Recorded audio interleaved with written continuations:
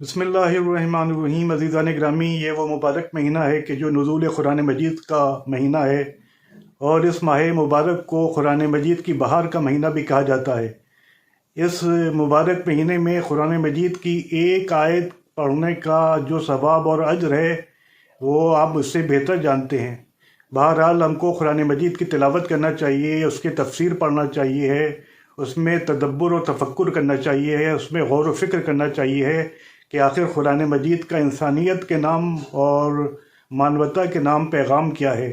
अजीब बात कही है सरकार सैयदुल उलमा ने कि जो एक मुज्तहिद भी थे, एक फ़क़ीह भी थे, मुफस्सिर कुरान भी थे और बहुत बड़े राइटर और मुसन्निफ़ भी थे। उन्होंने एक बहुत पाई की बात कही है, बहुत ही अमीर बात कही है, और वो ये कि कुरान मजीद को आप खोलिए तो 114 कुरान मजीद के सूरे हैं, 6000 से ज़्यादा आयात हैं, लेकिन कुरान मजीद ये मरसिया नहीं पढ़ता है कि तुम कुरान मजीद को हिफ्ज़ क्यों नहीं करते।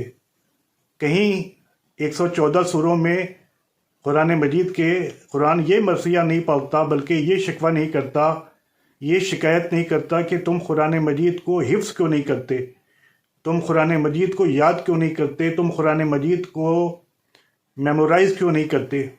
बल्कि वो फरमाते थे कि कुरान मजीद शिकवा करता है, और वो शिकवा ये है, अफ़ला यतदब्बरून अल कुरान अम अला क़ुलूबिन अक़फ़ालुहा, कि तुमको क्या हो गया है साहिबान ईमान कि तुम कुरान में गौर व फिक्र नहीं करते, कुरान में तदब्बर नहीं करते, कुरान में तफक्कुर नहीं करते, क्या तुम्हारे दिलों पर ताले पड़ गए हैं।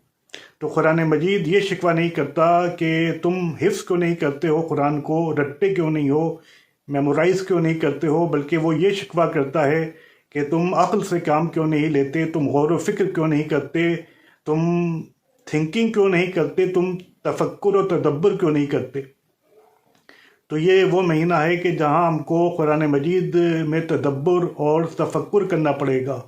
हिफ्ज़ कुरान की बहुत ज़्यादा अहमियत है। जो हाफिज़ कुरान होता है उसका मकाम और मर्तबा बेइंतहा अज़ीम है, और जो उसके दर्जात होंगे आखिरत में वो भी बहुत ही आला और बहुत ही अरफा होंगे। शिया कम्युनिटी पर एक इल्ज़ाम ये लगाया जाता है कि इनमें हाफिज़ कुरान नहीं होते।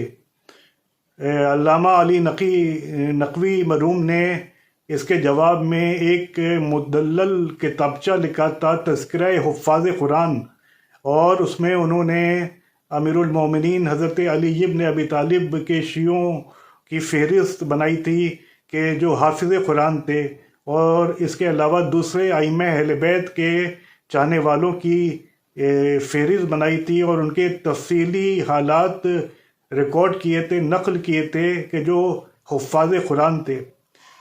और शियों में हाफिज़ कुरान हमेशा हुए हैं, हर दौर में हुए हैं। ईरान के जो साबिक़ प्रेसिडेंट थे अली अकबर हाशमी रफसंजानी साहब, आप सब उनसे बाखूबी वाकिफ़ होंगे। वो जब ईरानी इनकलाब के ज़माने में एक प्रेस कॉन्फ्रेंस कर रहे थे तो एक सहाफ़ी ने, एक जर्नलिस्ट ने उनसे सवाल किया कि आप लोग इस्लामी निज़ाम की बात करते हैं, आप लोग इस्लामी हुकूमत की बात करते हैं, लेकिन आपके यहाँ हाफिज़ कुरान नहीं होते।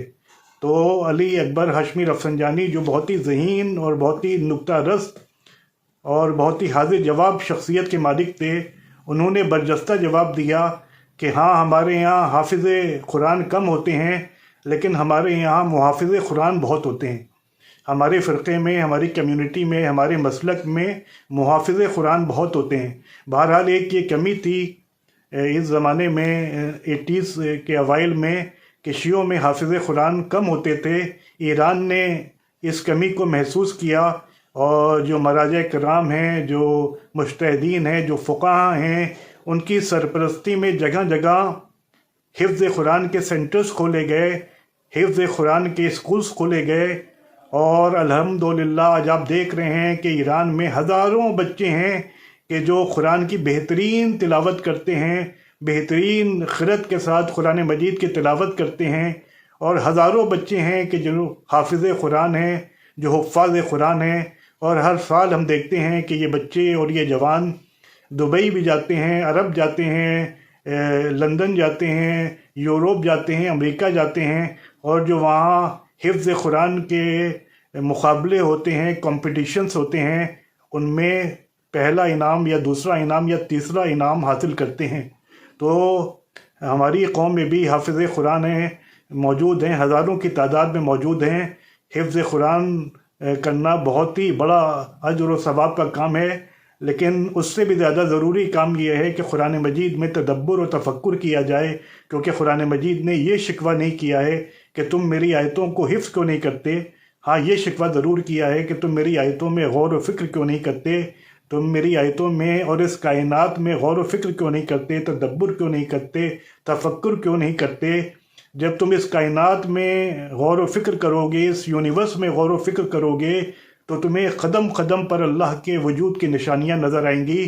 تو یہ وہ مبارک مہینہ ہے کہ جہاں ہم کو قرآن مجید سے وابستہ ہونا چاہیے ہے، اور اپنے بچوں کو بھی حفظ قرآن کی طرف یا کم از کم تلاوت قرآن کی طرف متوجہ کرنا چاہیے۔